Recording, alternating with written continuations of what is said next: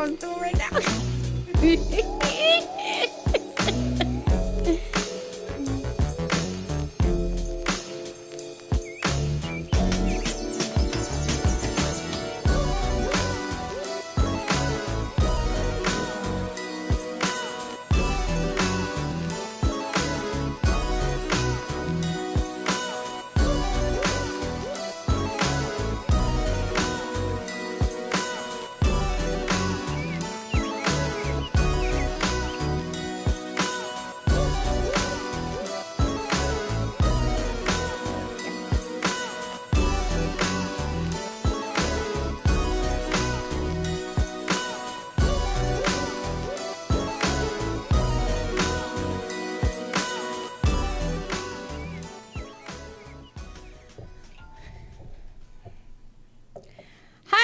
Thank you for joining us again to Guidance to a Good Heart. I am joined by so many panel speakers today. I know it looks kind of large today, but I am glad to be here with so many important people in such a wonderful panel of speakers, because this is such an amazing topic that we're going to be talking about today. It is an amazing and awesome topic. I am so glad to be here with all of you today, not only with the amazing guests that we have, all of our guests. But before I even start this today, let me just welcome all of our Mix Station, people who are coming in to listen to us today. Don't forget that you can call in at 1-855-493-6499. Remember that today we are talking about not only social changes, but changes that we are trying to awareness plus action equals social change for survivors of domestic violence. We are talking to Amy Ballon, which is a survivor. Not only is she a survivor, but she's somebody who was wrongfully accused of something that, really she was a domestic violence victim herself. Not only was she a domestic violence victim, but, she was somebody who has an amazing story that we're going to be listening to today. And before I even begin to even talk about that, I need to introduce my co-host, which you guys see the empty, look, I had to pull the empty chair, okay? Empty chair of co-host,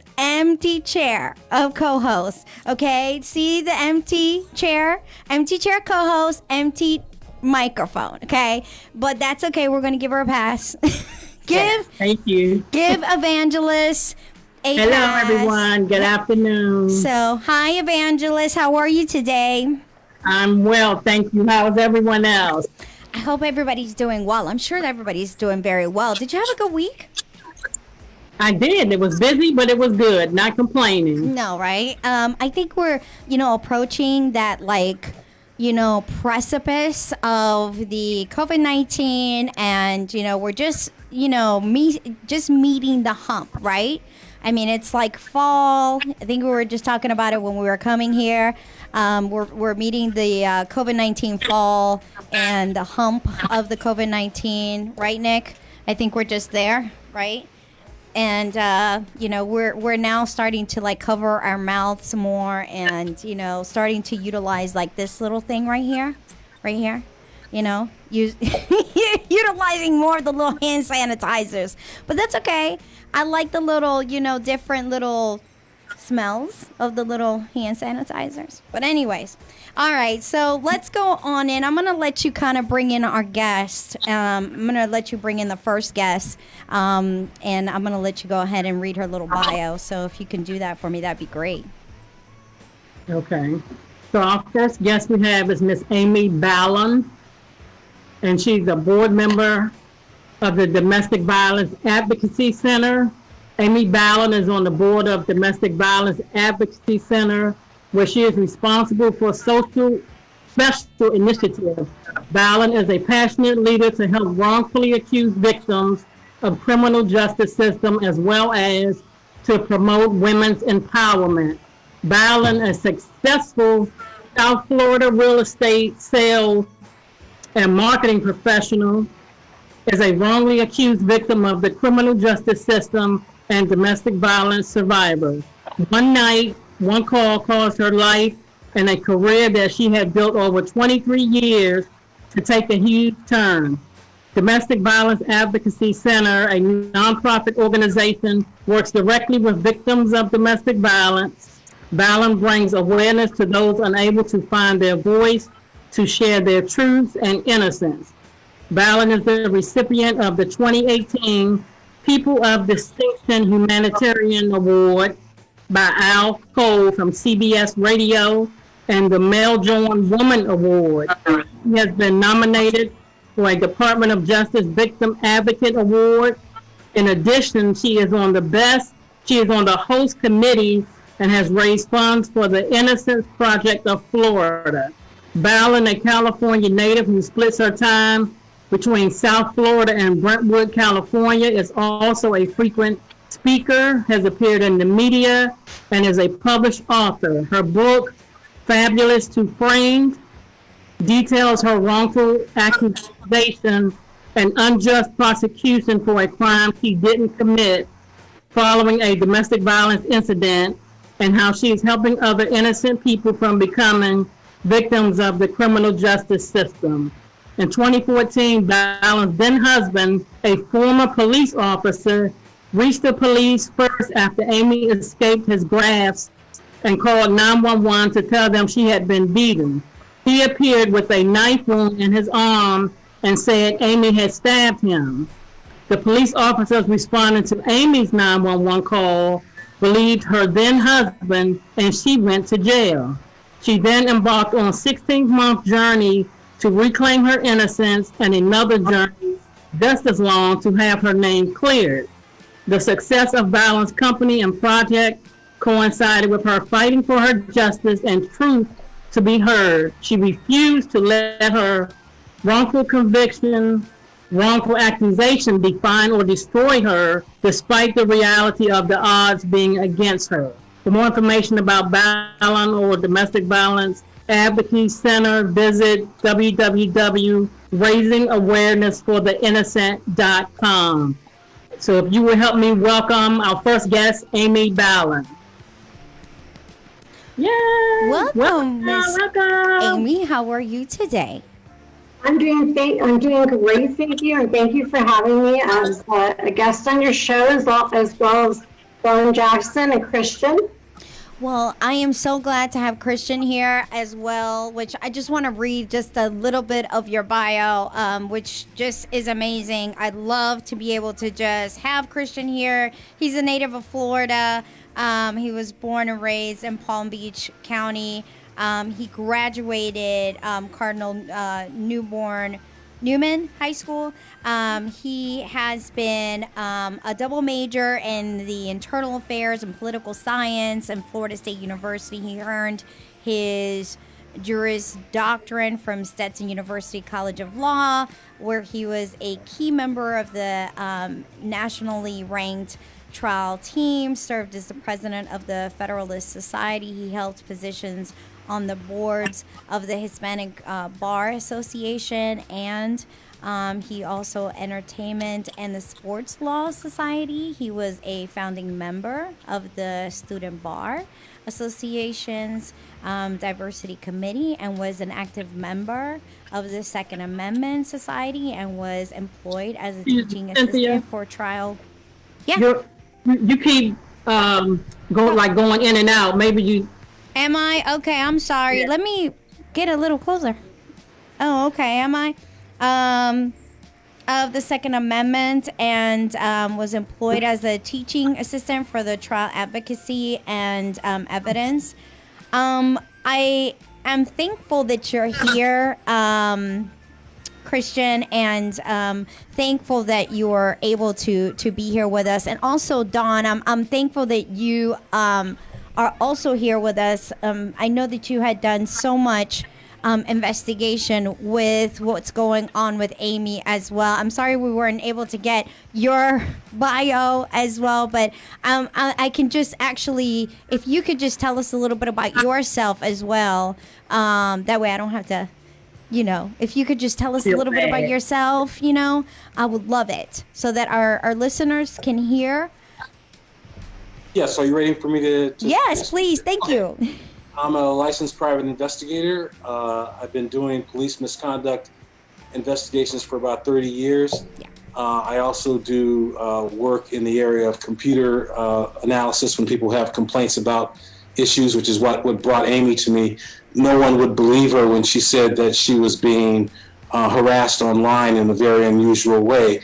And ultimately, digging further, unraveled some key issues in her case that I'll speak about later. But for now, I'm Amy's investigator. I looked into the matter she's going to be talking about. And I should just say that everything you've said about her in the lead-in is exactly right.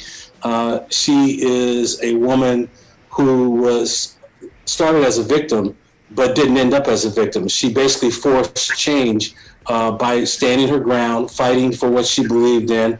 And since she disclosed these issues publicly, it triggered a state law to be changed. And it actually resulted in the dissolution of the largest domestic violence healthcare provider in the country. Yeah. And so I kind of want to start this off because a lot of women are kind of facing what I call an automaton, what I call titans. Women, and not only women, because let's be politically correct. Women and men are facing, like I said, titans. Some of them, may have police officers as, of spouses. Some of them may have political representatives or may have somebody that's in the political field. And so this is issues that we might have, issues that we might have. And so I want to start off by asking Amy if she can kind of describe a little bit of her story so that we can have a framework of what we're discussing today, because people are probably going, well, who's this Amy Ballon, lady, and why are we discussing her story here, and why is it so important? So Amy, tell us a little bit, just, a little bit of synopsis of who you are and why we're here. Okay, so the synopsis would be, as you said, I'm a victim of domestic violence. It was one night only, and that's all it took, and it was a life-altering moment. My ex-husband, a former cop, had attacked me in an effort to get help. I called the police, not aware of mandatory arrest laws, which is part of the Violence Against Women Act. And in calling the police, he knew that one of us would get arrested. So he went ahead and took a knife and stabbed himself and came downstairs saying I did it. And he went outside, met the police, told them that he was a former cop. And at that point, it was all over for me. So I was wrongfully arrested and charged with a second-degree felony assault with a deadly weapon, 15 years in prison if convicted. And basically, I said to my lawyer, don't ever offer me a plea. I will go to jail. I didn't do this. And so the great news is at the end of the story, because there is a big story with the officer involved in domestic violence, that's another conversation that I'd like to have for another day, because we have Dawn and Christian here who were so important in my second part of my story. In an effort to get my life back, I actually took a job in Sarasota. And right before I took the job in Sarasota to be vice president of the company, in the business I had done for 20 years, after my case was expunged, I moved to Sarasota. My ex-husband was served with papers, civil lawsuit, and my mugshot started climbing back online. So when I showed up in Sarasota in a place that was 3 hours from where I lived, the day I moved there, the job got rescinded, and I knew it was because the mugshots started going up, even though they knew my story. If you look somebody up, a mugshot unfortunately does tell a different story. So that was part of where I started writing the book, Fabulous to Frame, and I decided to get help, and I was introduced to the cyber stalking expert at the Florida Coalition Against Domestic Violence. That's where Dawn and Christian come in. And in doing so, this man basically preyed on my vulnerability, had access into my computers, and to cover up his behavior, he actually went into my devices and changed content in the narrative to create a story that would work for him. And it was about that time that I called Don Jackson. A letter was sent to the coalition. They terminated the employee that day, but I waited 4 months and nobody ever reached out to me. So, I filed a lawsuit, called Don Jackson, and I actually Christian's law firm was the firm that handled my lawsuit, and Christian was my angel. Truly, I'd say these are two of my angels here. Between Dawn and Christian, I'm very blessed because I don't think I could have gone through it. But I called Dawn up because I said, Dawn, I'm thinking about doing this. It was kind of an interesting phone call. And Dawn, feel free to jump in, and Christian, you as well, because the bigger story, I think, is what we're talking about, which is with the coalitions that are not direct service providers and are there, but never offer the help to the victims who need it, which is why there needs to be some social change. And I'm going to let you, Dawn, on that note go, because you got the call and Christian got the call around the same time. Yeah, so I'll just basically reframe some of the things Amy said to kind of give you an idea of why she needed help. And this was not something that one person could handle on their own. After Amy started seeing her photographs appearing online and she got involved with the coalition, Stephen Bradley started basically behaving unprofessionally. And when Amy started reporting it and complaining about it and trying to get the coalition to look into it, there was some very unusual computer activity that told her something was wrong. There were documents that were being altered, and they were being switched to essentially remove Bradley from the line of any trouble for his activities. So at that point, what should have happened did not happen. The coalition, which is a state-funded agency, it's a subcontractor to the state of Florida, the Department of Children and Family Services, behaved like a rank, just a worst offender in terms of human resources, how people are supposed to be handled when there's obviously some perhaps type of crime that took place. His computer should have been seized because... And that's where I wanted to ask your question. Now, my question to both you and Christian is, that's where my brain kind of, when I read the whole story, my brain kind of exploded. Because don't we usually have to sign a confidentiality form to a nonprofit? Because they're a nonprofit, correct? And well, they are a nonprofit, but the issues with Bradley go in a couple of directions. I'll get to that issue in a moment. Okay. The most important issue is that a private citizen, a victim, someone who actually came to the coalition to get help, was reporting sexual misconduct by an employee. Right. That prompted what started as an investigation, but ultimately went nowhere, because as they found more evidence of his misconduct, which included nude photographs, inappropriate statements, a second email account that he was actually using to engage and meet other women. And my investigation found that both he and the coalition lied about his background. They essentially said, oh, this guy's swell. He's a nice guy. He's never had any trouble. But if I could, well, I'll refer to a few things that were evidence we recovered.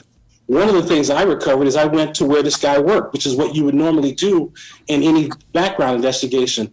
Well, if you read the peachy little synopsis that they write about why they were so certain Bradley was a great guy, what's missing is that they didn't do any investigation. They took his word for everything.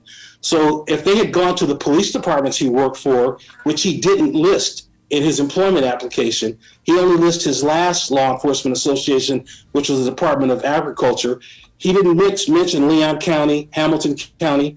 I'm gonna, if you don't mind, let me just read something to you briefly from Hamilton County. Stephen provided a very competent interview. He offered thorough answers to each question presented, including strong questions regarding the importance of inclusiveness within the movement. Stephen's law enforcement background was evident throughout the interview.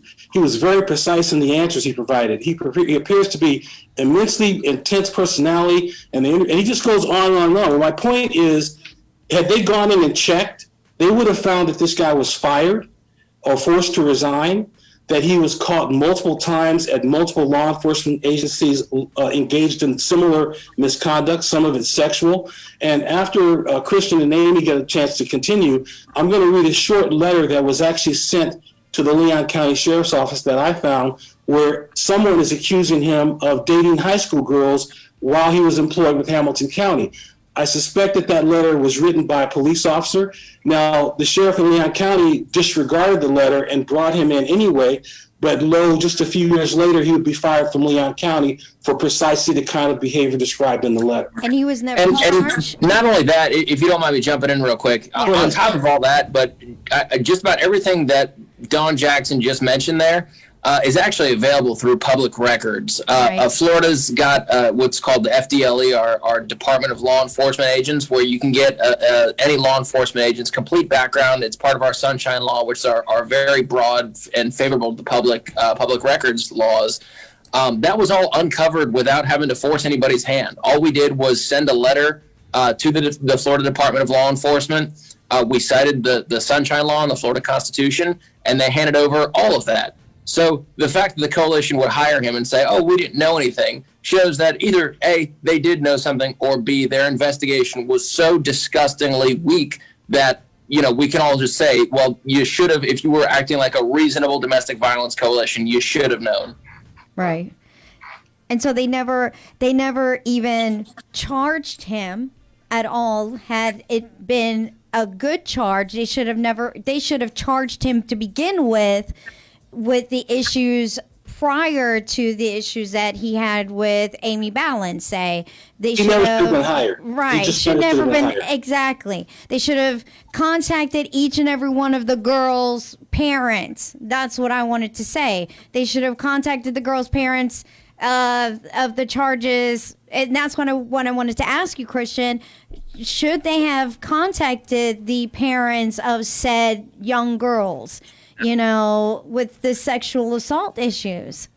They didn't need to, because they didn't even take the step that would have allowed them to learn of those issues. Wow. All they had to do was say, oh, this guy's a former law enforcement officer. Let's do the very absolute minimum that a business should do when hiring a former law enforcement officer, Right. and pull his free public records from the FDLE, the Department of Law Enforcement here.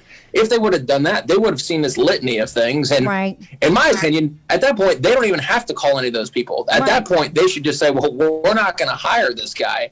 Right. Parents. But instead, they didn't do that. They ignored all this stuff, and they went ahead and hired him. And all of these public records that are extremely negative and light towards him went completely unnoticed, undetected, and instead he was hired by a coalition that attempts to prevent, or purports to prevent, domestic violence in Florida. And if I could just add one other thing, Yeah. It wasn't just the coalition's failure. There was a failure of oversight by the state agency responsible for giving them the money that they're supposed to be doling out to women. The state investigation found 1,500 women were turned away while coalition employees were lining their pockets. So there's a whole nother level of problems going on in terms of financial misconduct, aside from this character who now floats his way into a domestic violence organization. He's writing his own schedule. One of my investigators was just going through the files this morning, and we were looking at places where Stephen Bradley was basically inserting himself everywhere throughout the coalition, places he didn't even belong. They never really looked at any of his references. They took his word for pretty much everything. And when I say that it wasn't just Bradley, I started contacting the general counsel's office of the Department of Children and Family Services to find out, first of all, did they know about this character? Second, how did he get hired? And third, did they have any policies that would have prevented him from joining the coalition? They basically told me, first they said, we don't know, we'll look into it. Took them a couple of weeks. I kept waiting. So then I started calling back. Finally, they got back to me and they said, well, we've looked into it. And frankly, Mr. Jackson, we don't have any policies that would have stopped Stephen Bradley from having sex with anyone he came in contact with, whether that's a victim's daughter, a victim's sister. He was basically wide open because this state organization with a $43 million budget has no non-fraternization policy for its main office. But that wouldn't surprise you when you find out that the CEO was paying herself almost $800,000 a year, that she took almost $7 million in packages of things that she was basically grifting. We're taking money that should have gone to women who would need help and get beds available for women who would need someplace to stay. She padded her pockets, bought four houses, one of them is in such an exclusive community that the police can't get in there to serve her with a subpoena.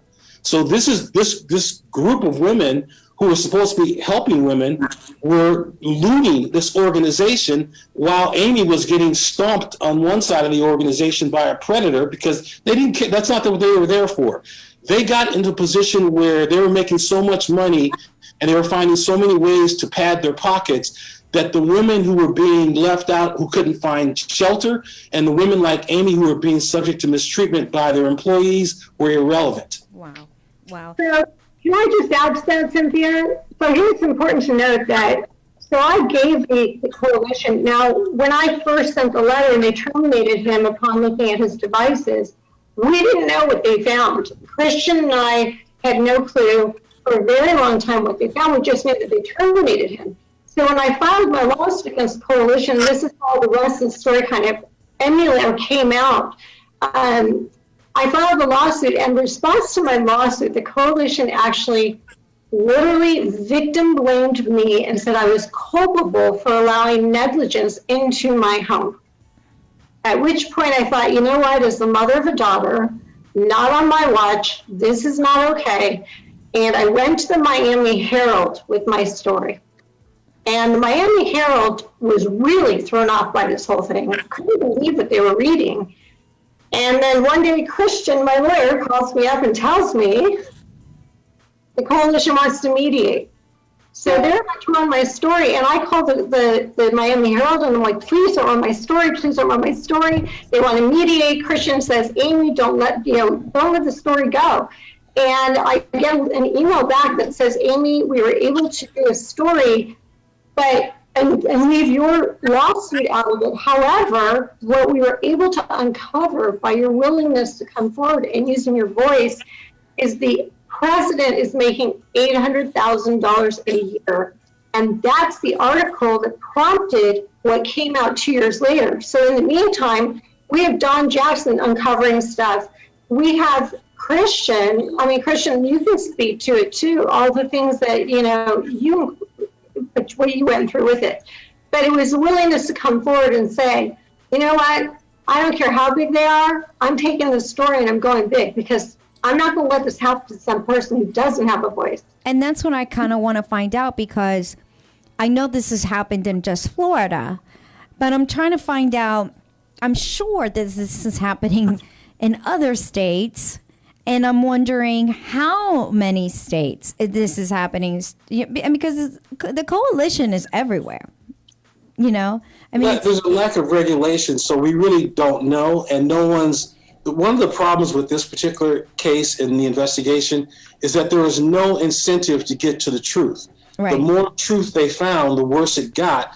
And the worse it got, the more the liability rose. So their main task from the time that they found nude photographs on Stephen Bradley's computer was to just walk away from it. Don't look back. Right. They didn't turn his computers over to law enforcement.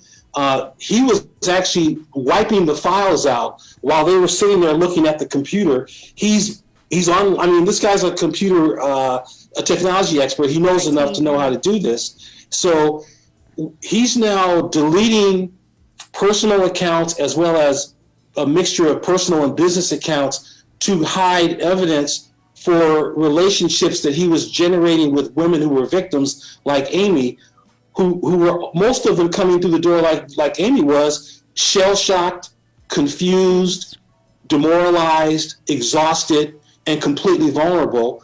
And you've got this guy basically targeting these very women. And it's the coalition's offense, which is their defense, is that Amy is responsible for engaging this character. Well, you don't put that kind of scenario on a doctor or a psychiatrist or anyone who's in a treatment or care position.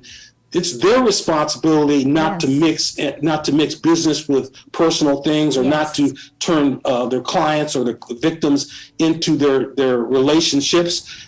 This guy was not supposed to even be in a place like this. He could have been at a preschool doing the same thing. Yes. He could have been at high school. And with that, if you don't mind, I just need 1 minute to just read this letter because may I get another opportunity. And it will tell you what the sheriff of Leon County knew about Stephen Bradley when he was hired. Yeah, I this saw is an the anonymous letter. I saw the letter, so please read it. Yes. Yes. Yeah. Can I read it? Oh, yeah, I read the letter, so please read it. Yes. Just a moment. Sheriff Campbell, thank you, thank you, thank you. You have been a big relief to the citizens of Hamilton County for hiring Stephen Bradley in your county. You see, he comes on like a ball of fire and will do anything to prove he's one swell fellow. But as time goes on, you'll need to watch him. You see, he took advantage of some of our young girls in this county, starting with the high school crowd. Some of them are to blame, as he does look nice in his uniform, and it's easy for young girls to get a crush on the uniform. But as a law enforcement person, he should know where to draw the line. He keeps a friendly line of communication with the parents while behind their backs, he's messing around with our daughters. Thankfully, one of our parents happened to read her daughter's diary and found out what was going on. Didn't you question why someone with all his certificates and schooling would go from the road force to jail work? Anyway, it goes on, and I don't need to go on reading, but I can tell you essentially what they're telling him is that this guy has a pattern. And this is something Christian said a moment ago. Anybody who had done the most basic background check, if you just called FDLE and said, I got this person who's a law enforcement officer, there's a database. It has all or most of the relevant records. I went specifically to Leon County, but when I got further into the files, it showed that pretty much everywhere he went, he does the same thing. He doesn't know boundaries. He doesn't know how to control himself. He mixes his business, professional life with his personal life, and he is a predator.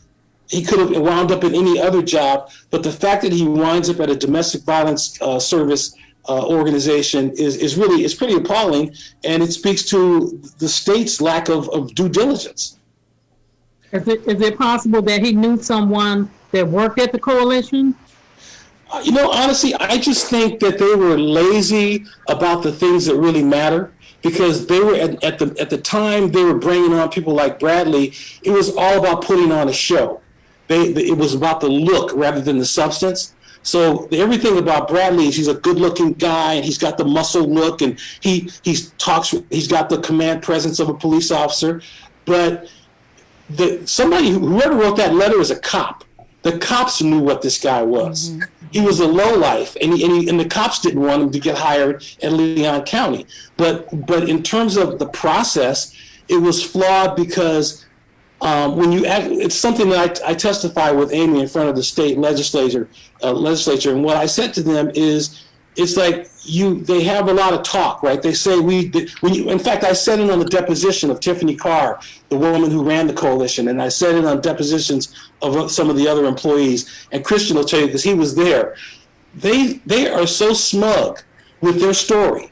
They're almost like zombie-like. It's like a cult. They sit down and they say the coalition is the best. I mean, literally, right to as they were going off the cliff into being dissolved, they were still standing there saying, yes, we're following General Lee right over the hill. We believe. Well, when I told the state legislature, if anybody actually went in there to do an audit, to look at anything, whether it's their money, their HR practices, their treatment of women, you would have found scandal here, and scandal here. It was a shell of an organization which had simply lost its mission, and its leadership was looting the organization. So they didn't care about any of these minor details about somebody like Bradley or even what happened to Amy.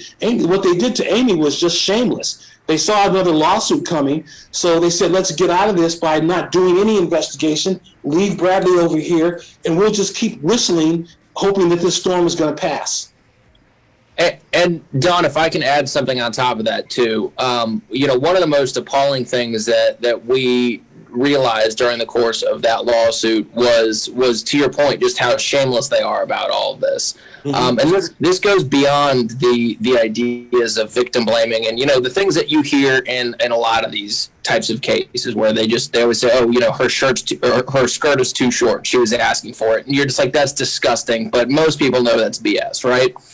The way they did this here was very interesting, but it was coordinated. It wasn't something that Stephen Bradley could have just taken the brunt on for himself. Now, one of the things that Dawn, you had mentioned earlier was about how Stephen Bradley was getting into his own devices associated with work when they were searching him and deleting things. But what we learned during that investigation is we don't actually know if Stephen Bradley was doing it. And there's actually a 50-50 chance that it was actually the coalition themselves that once they saw what was on those devices, that they were the ones who wiped it. And the reason we know that is from a deposition of one of the people who was in the room the day they made the decision to terminate Stephen Bradley. And this woman, who is essentially Tiffany Carr, the CEO's right-hand woman, her story was fairly fantastic. It was pretty unbelievable in the sense that, nobody saw what was on the phone. We just kind of had it sitting on the table. Then we noticed it went black, and then nothing was there. Well, it's like, okay, so when did you notice? A couple minutes in. So had you looked at it? I don't know. And it was a bunch of answers that she had. You could tell she had a story in her head about how this went and how it wasn't their fault, but none of the pieces of the story added up. Which, in my opinion, and again, this isn't something that we had the opportunity to prove. This isn't something that I don't know based on how far the lawsuit went we could have ever proven. But at least in where we are right now, if we could do a little speculating, it's not even that speculative because it's based on a lot of facts and testimony. There is a pretty good chance that the coalition had their direct hand, without Stephen Bradley's help, in erasing whatever was on that phone, in erasing whatever naked pictures they found on that phone, in erasing whatever inappropriate messages they found on that phone. Why? Because Stephen Bradley would have been doing that through an FCADV, Florida Coalition Against Domestic Violence, email address, which would have made them directly culpable as their overseer. Because it was their IP address. It was their IP address, and then it would have made them just as responsible had it been anything that was pedophilia or anything that had anything to do with children that was maybe under the age of 18 years old. So if he was taking pictures of, say, small children that was in their shelter, had it been somebody who was maybe 10 years old, 15 years old, 10 years old, or maybe 12 years old, and he was taking small children, and it was their IP address, because we've seen it in the news. And we've seen it in the news and they've taken all of the hard drive. We've seen the whole entire company has been responsible. So if it's a whole entire organization and it's their IP address, I know this. So we've seen this. If it's a whole entire organization and it's their IP address, the whole organization, it's responsible for every single child, woman who is living in that organization. And they have to be responsible for all of the trauma that they have caused them. So if they know that, and it could be their phone too. Well, there was never an effort undertaken to find out who these people were. And when you listen to the deposition testimony, each of these characters essentially waved it off and said that I really didn't see that much. I just saw a flash of nude pictures, and then I turned away quickly and I didn't look back. You know, who does that? But that's what I want to find out. I mean, nude photos on your daughter's phone or your son's phone or somebody at work, and you're wondering, well, this is work. What is that even doing on here? But I also want to say, to follow up on what Christian was saying, you can't be sure who deleted what, because each one of these characters, when you look at their responses, both in the press and to the questions that were raised during some of these hearings and depositions, the first thing you find out is that they're dishonest. I mean, they're not the kind of people that you would say didn't do it, because when you could see that they would lie to cover up the financial misconduct, why wouldn't they lie to cover up sexual misconduct involving another employee under their watch? And that's why, Cynthia, when you talk about these titans that survivors have to go up against, the Florida Coalition Against Domestic Violence is one of those examples. Yeah.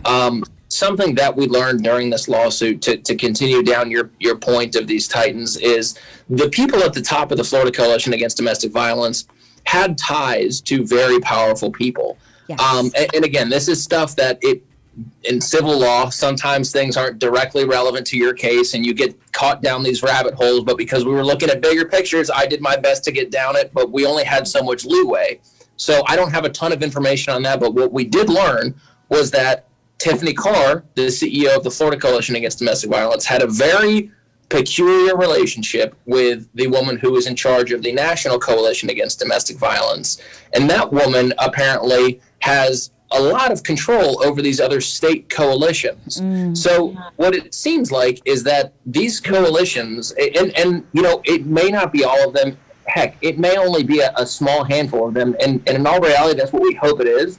But we don't know what kind of oversight is over any of these coalition centers. We don't know who's looking at what. We don't know how many of these people are lining their pockets just like they are in Florida.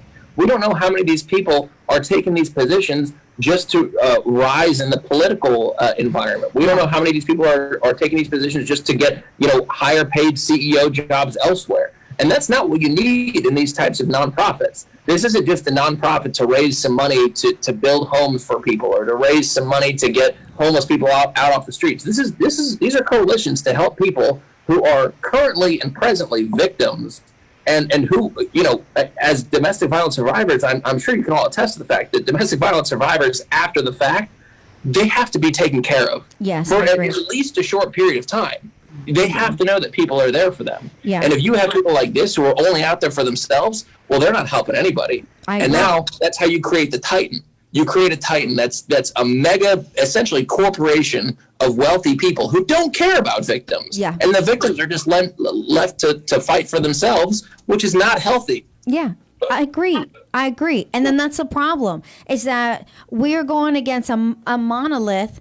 And then there's victims who are out there calling these numbers, thinking they're getting help, thinking they're getting assistance. They're going out there trying to, like per se, Amy's thinking, well, I'm getting help. This is a person who's going to help me. This is a person who's, you know, on my side. You know, they're here for me. They're here to assist me, and they're here for me. There are resources that are here for me. And then we hear it all the time where they're going, they're really not here for me. They're really not.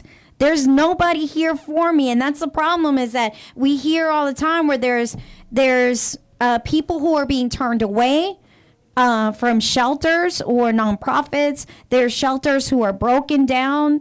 There's shelters who are broken homes, who have beds, who have crawling roaches.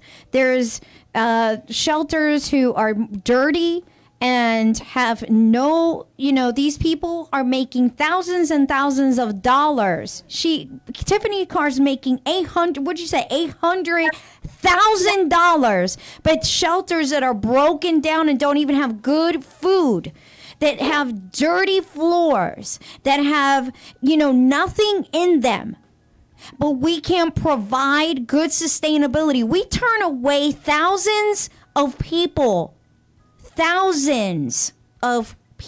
per day from homes.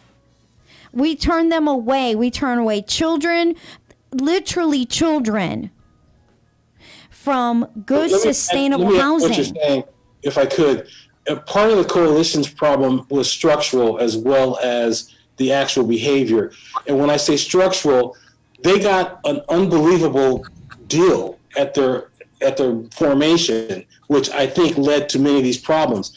They were given an exclusive contract with the state of Florida without having to fight for it, without having to prove they were qualified for it, without having to show any real credentials that they would be able to manage a project of this size. So you give, and the budget is actually larger than that, because the $43 million is for them to finance and fund things, but they get monies from all over the place. And they get it federally too. And what we found is that basically no one was really watching, because the board of directors were all handpicked by Tiffany Carr. They were friends of hers. So they're looking out for her, or not really looking at all. Because as the questions came up with the chief financial officer and most of these other players, I remember the chief financial officer testified, well, they asked her, well, who decides what Tiffany's compensation is? And the woman looked around, looked left and looked right, and says, well, Tiffany does. Of course. And then they asked, well, who decides what you get? Well, I decide what I get. I mean, they went through a list of them.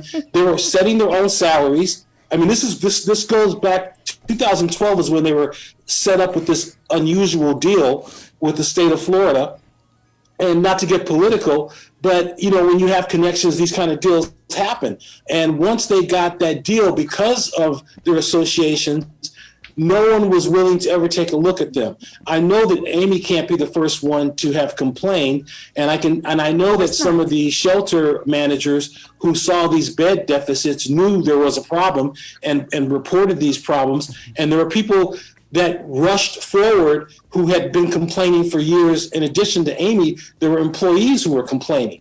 So with this massive problem and all this money being taken out, and I want to reiterate, it wasn't just $800,000. They ultimately have tied almost $7 to $8 million in money that was routed through a very elaborate scheme where these people were taking time off, paid time off, when they were basically claiming work the same way someone would if they were stealing money from workman's comp, where they really weren't working, or they pretended to be involved in some way with work that would allow them to get compensated when really they shouldn't be paid at all. So to loot an organization that is not just an advocacy group, there's a physical space that has to be paid for that women couldn't get because of the money being diverted into this $4 million mansion in the hills of North Carolina.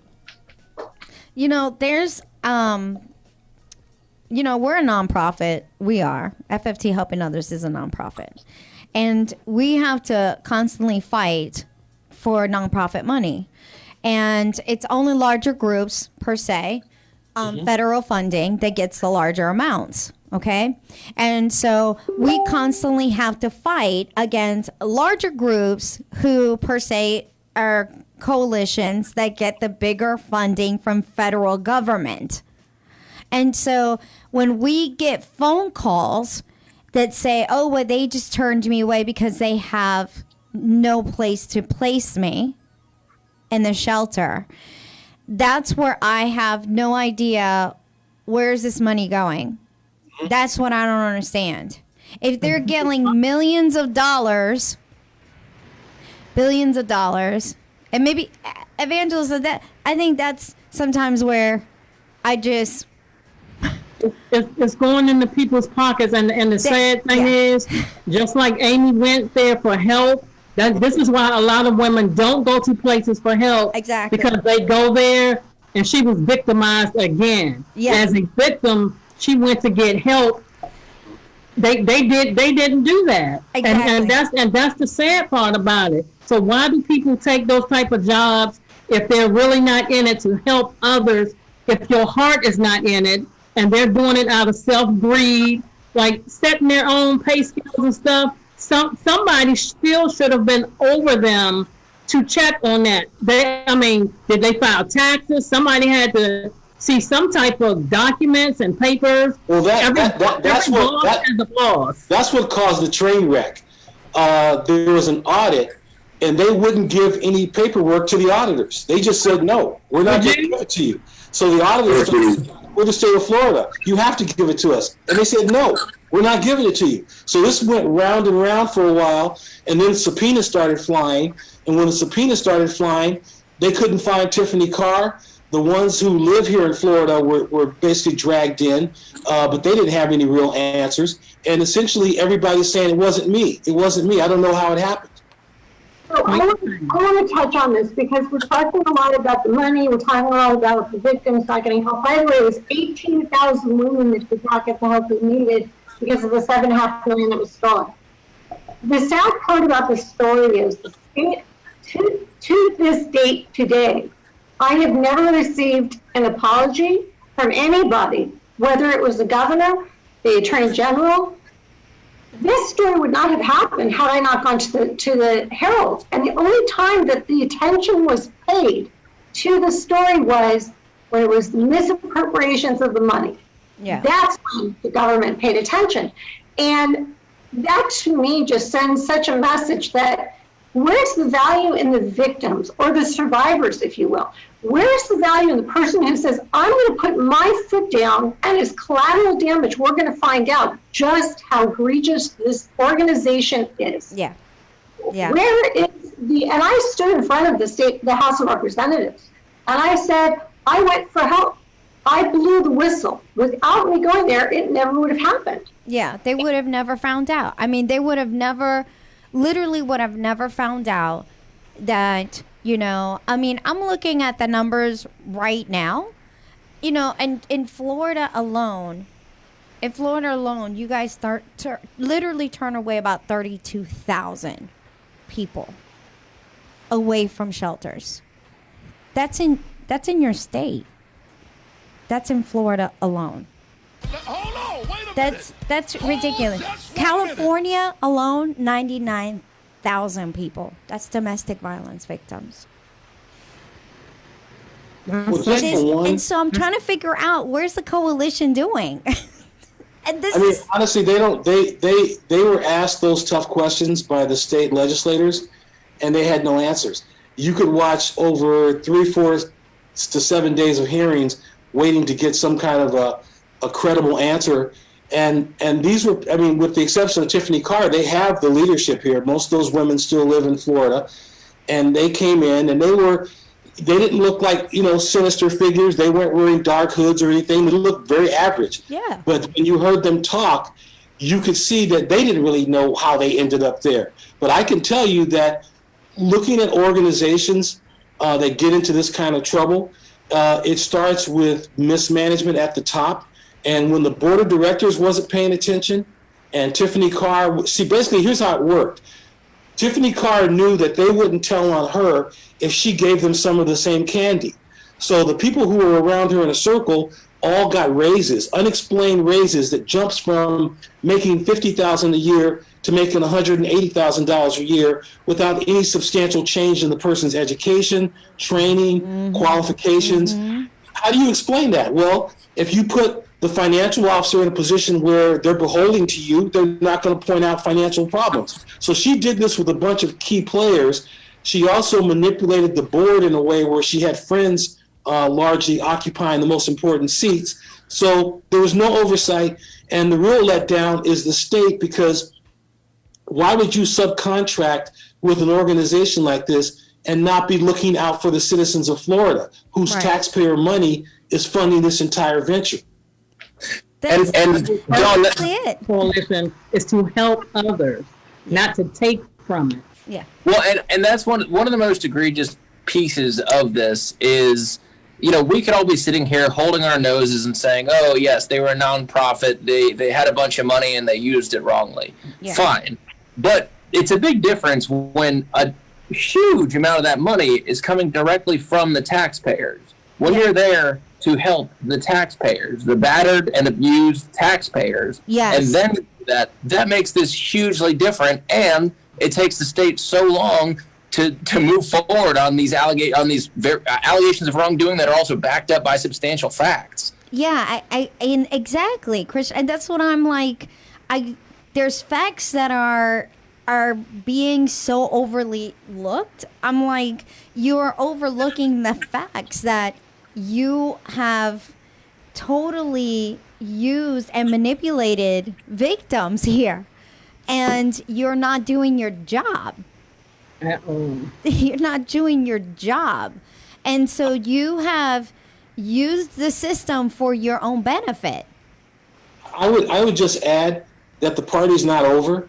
I see handcuffs in the future for a couple of people, and I'm not saying that flippantly. I really think that when you take that amount of money from this type of organization and you can't account for any of it, and you bought houses and cars and everything else that had nothing to do. I mean, it'd be one thing if they did some big event and maybe spent too much money, but this is money that was completely rerouted solely for individual use that had nothing to do with domestic violence. And if they didn't have a shortage of beds, I might feel differently about it. But let me also add to this, what we've said so far. I did some testing. I used a woman and a transgender tester to make calls to see my own little random test to see what happened when my testers would call the coalition to say, I need a bed. I'm a woman. I've been hurt. I'm in a domestic violence situation. And aside from being told from time to time that there were no beds available, because we actually ran into that, the more disturbing thing for me was the circling of the wagons. That, like, even down to the janitors and the people who did other work, if you called any one of these coalition centers, they all felt the need to cover up for Tiffany Carr.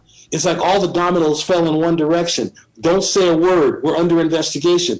And Amy is right. Much of that sentiment was triggered by these news articles. They were being rocked left and right by these massive articles in the Miami Herald and the Tampa Bay Times. So and the reason I bring that up is you have to know that it was affecting their work. Yeah. Because when I had a person call in to say, can you just give me some advice to tell me what I should do as a survivor?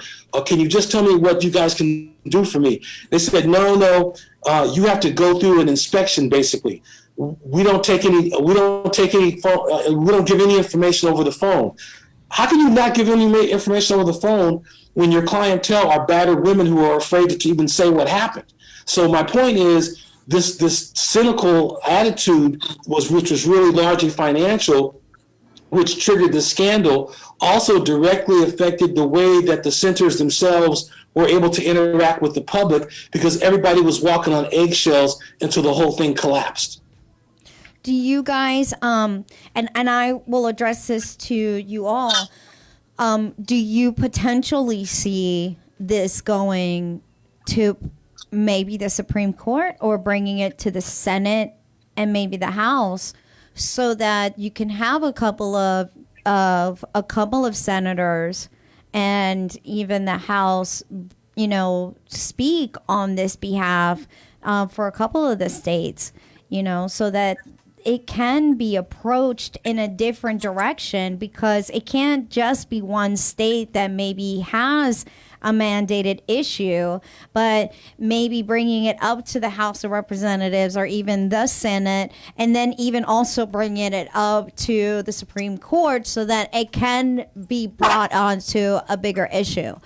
Do you see that being in the later future? Do you see that? Yeah, I do in terms of the House and the Senate, but I think this is highly unlikely to make it to the Supreme Court. The Florida Coalition Against states have a lot of freedom with how they use their tax monies. Yeah. Even if they determine internally that they use them improperly, I think it's highly improbable that this ever makes it to the United States Supreme Court.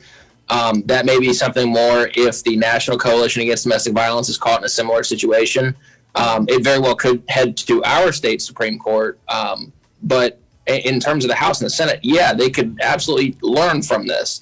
There are going to be various coalitions, whether they're called coalitions against domestic violence or other names, that are going to be receiving state taxpayer money in 49 other states. Yeah. Of course, ours, and again, I don't know the other states. Our situation may or may not be unique in the sense that our Florida Coalition Against Domestic Violence had the monopoly on the taxpayer money. Yeah. If that's not a unique case, then yeah, every other state should learn for that. And yeah, our federal legislature should take a page from what we've learned and consider making federal guidelines on this type of monopolization, or at the very least, if there is this type of monopolization, that you should have adequate oversight for states. Otherwise, you're not just the federal legislatures can't just say, well, the states need to handle this because, well, they're American citizens too, and we can't just have battered women across the country, basically like Amy, who are in these horrible situations, and they're just very vulnerable and able to be taken advantage of because of the lack of oversight. There's got to be something done about it. Yeah, I agree. And do you both, I think all of you, do you believe that we need to build some kind of community leadership policy or some kind of police reform, even with some existing ex-sheriffs or ex-police officers that maybe went through the police force and maybe can handle some kind of situations that has, maybe will, go through some police officers, paperwork, or, look or examine some kind of paperwork or application process before even sending police officers to nonprofits, because he was an ex-police officer. So maybe, having some citizens also on that board maybe citizens or ex-sheriffs or ex-police officers with accommodations that can actually know what's happened to Amy's story and even look at Amy's story. You know, do you guys? I can answer that, at least partially. Don't worry, we're going to make some noise. I'm already in dialogue with some law enforcement officials on doing something with this issue by way of training. Yeah. But more importantly, I interviewed Representative Juan Fernandez Barquin a few weeks ago, and I don't think the legislation is over because the coalition found a way to insert itself not in just one law, but there's like 11 laws where they're mentioned in some way. So they passed this law in earlier this year, House Bill, I think it was 1037, where they stripped the coalition of its this relationship with the state, and then that led to the coalition going into receivership and folding. But there's more to be done, and there certainly should be something done with regard to background checks and police officers floating around from private to public to private organizations. There should deserve some much more scrutiny. Needs to be found to make sure this doesn't happen to anyone else. And I know, at least from our state level, something wonderful that could be done is expediting the process to get our public records from our Florida Department of Law Enforcement. And I know our state has broader public records laws than many of the other 49 states. And we are very grateful for that in this case and in many others. But if an officer is terminated from his job for, let's say he's late all the time, or, he doesn't do well on his assignments, or maybe he's a bad driver, those kinds of reasons. We should treat him like anybody else who gets fired from their jobs for similar reasons. But there should also be sort of a threshold where an officer gets fired for something that would suggest that he could potentially be a danger to the public in any other job, not just as a law enforcement officer. And we should make those records much more accessible. Because you don't want to discourage private companies from hiring ex-law enforcement officers. I mean, ex-law enforcement officers can be extremely valuable in just about every facet of business, based on just their experience, if they're experienced enough.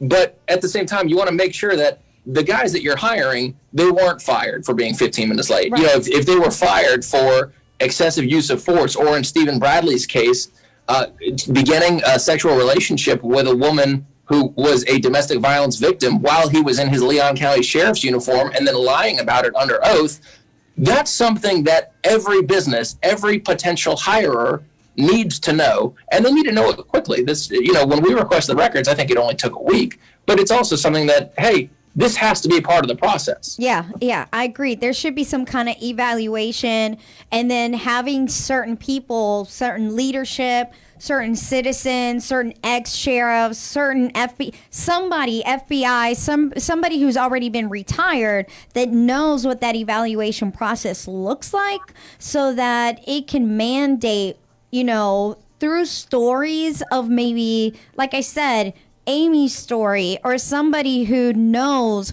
what has happened in the past, so that evaluation process they can know what it looks like.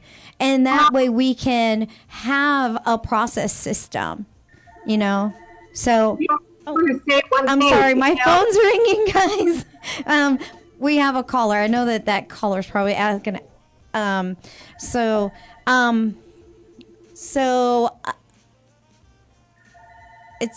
Is that for the station?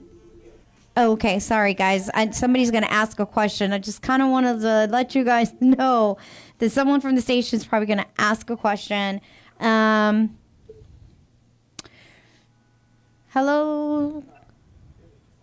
Oh, it was the front door. Sorry guys. Sorry. But sorry, Amy. Go ahead. I'm sorry. I didn't want to interrupt you. Go ahead.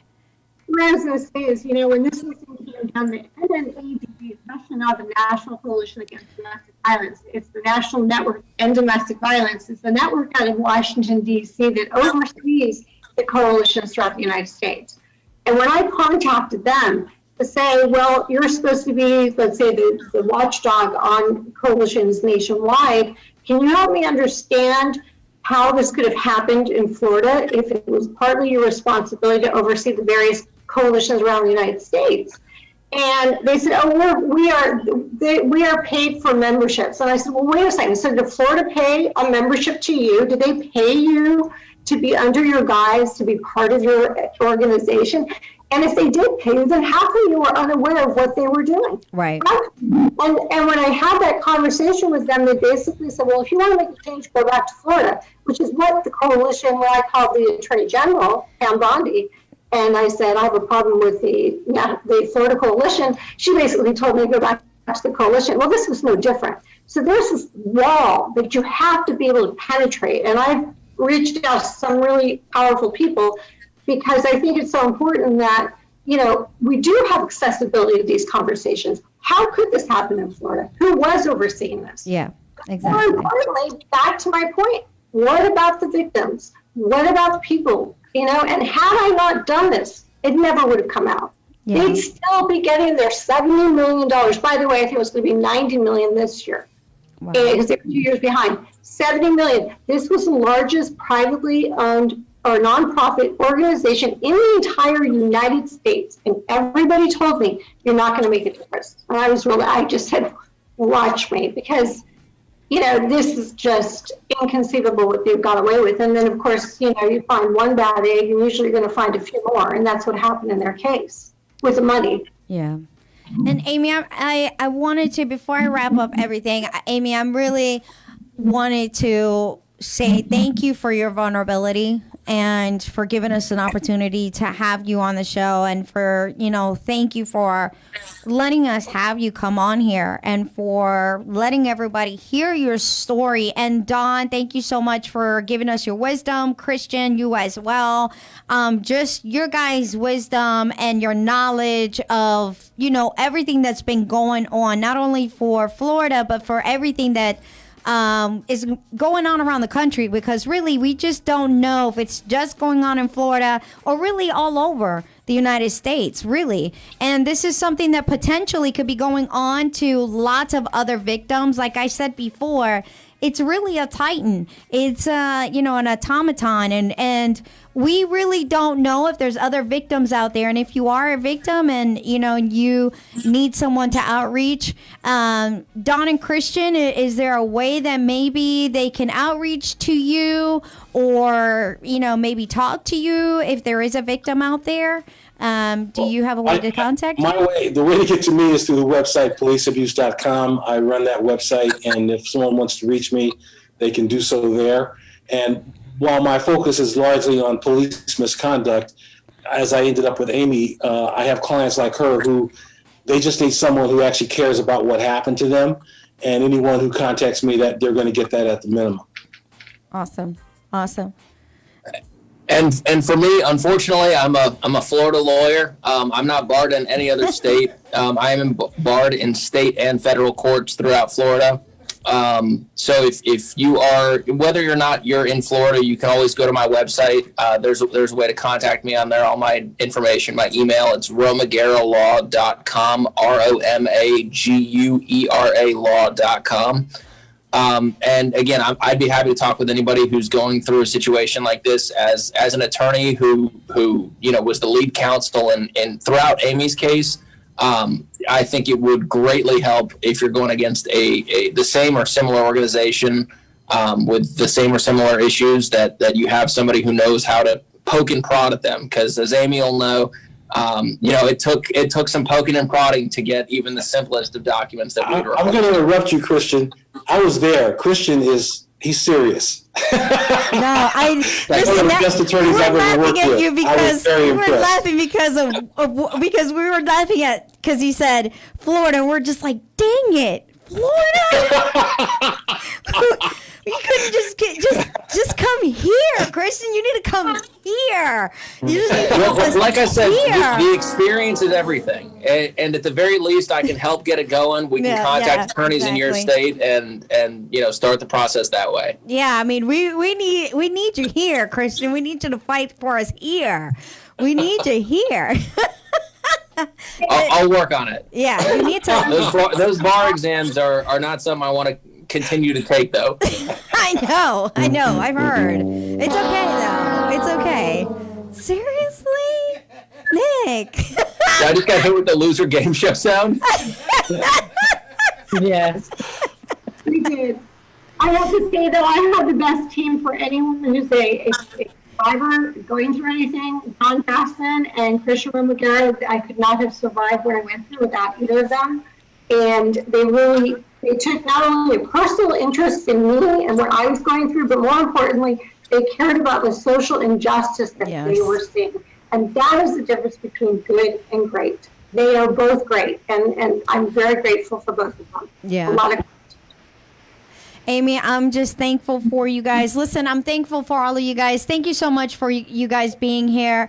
Thank you for our Facebook audience, for you guys listening in. Like I said, thank you, Mix Station. You guys are awesome.